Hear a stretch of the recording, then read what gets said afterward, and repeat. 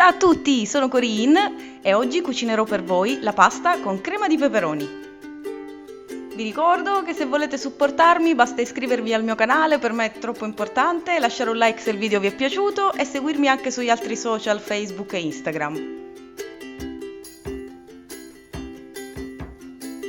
Cominciamo affettando i peperoni, privandoli dei filamenti interni bianchi e dei semini e tagliandoli a cubetti. Se volete una ricetta più light, mettete i peperoni in forno per circa 45 minuti e poi li spellate e continuate con lo stesso procedimento.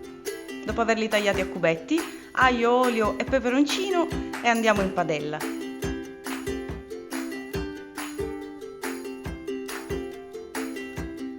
Dopo circa 5 minuti togliamo via l'aglio e aggiungiamo mezzo bicchiere d'acqua e facciamo cuocere per 20 minuti.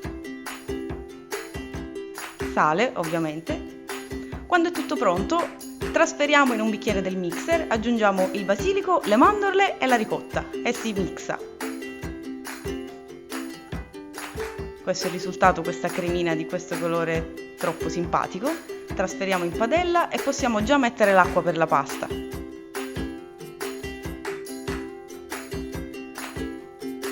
Eccoci qua.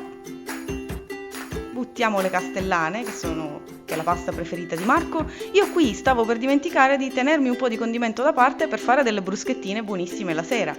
La pasta è cotta, passiamo in padella, mantechiamo e siamo pronti per impiattare.